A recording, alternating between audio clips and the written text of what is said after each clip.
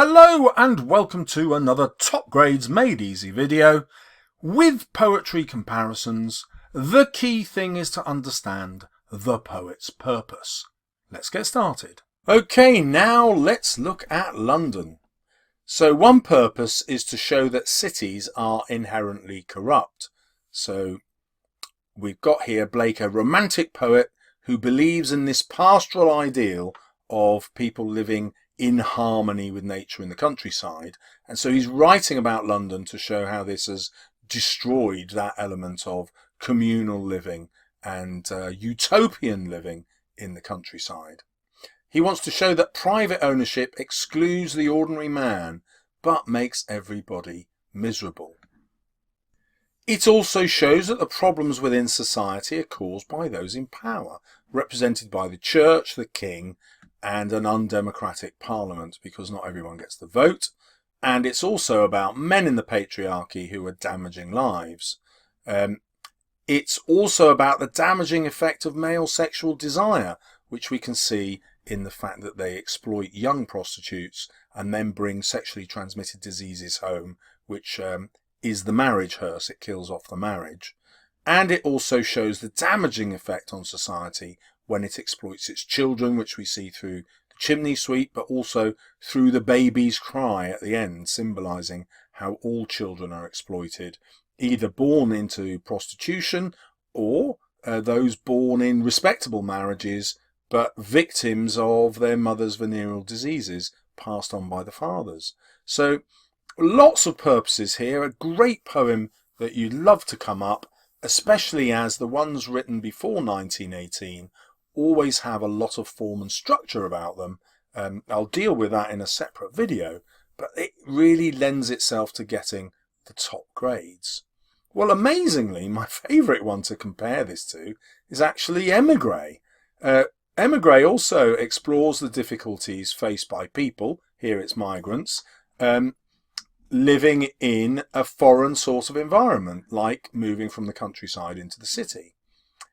She also shows how cities are corrupt and dangerous. So the city she's left is hostile, but also is the city that she's come to. She's not accepted. She has a lone voice where she's trying to achieve political change. It's a bit of a protest poem. And London is also a protest poem.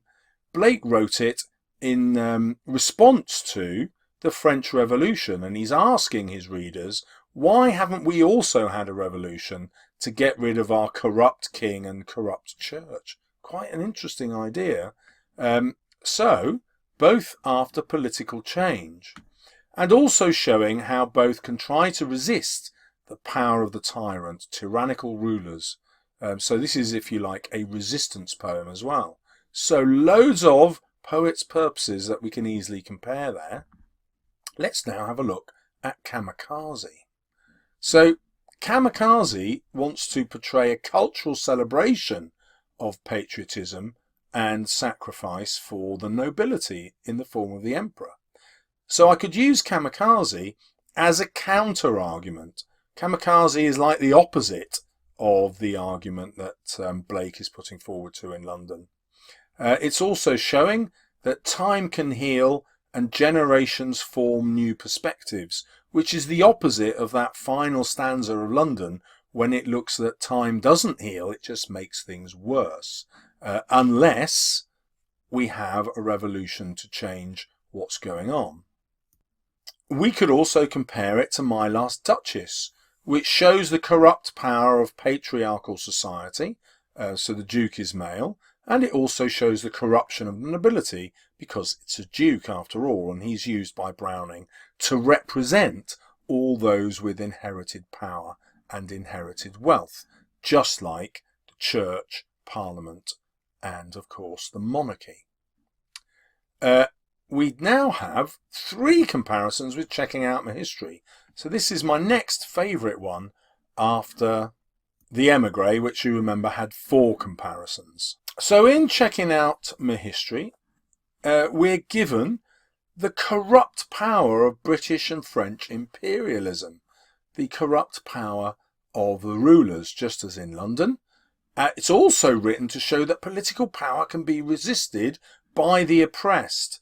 In this case, it's the narrator of the poem or the main protagonist, and it's the same in London, where it's the protagonist who wanders freely in comparison to everybody else who doesn't.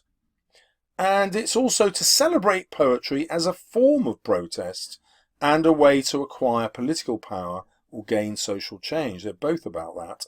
And there are also strong links in terms of the structure. Both are partly written in a kind of nursery rhyme, childlike structure.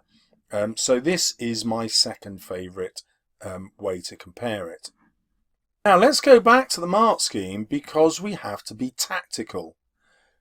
The mark scheme wants me to write about the form and structure of the poems, so any comparison that makes that easy is going to be the comparison that I favour in the exam. So even though Emma Gray was my personal favourite and my go-to instinct in the exam, okay, I'm going to do that one, the mark scheme says it's a no-brainer. I've got to change to checking out my history, because it's going to be much easier to write about form and structure in that one.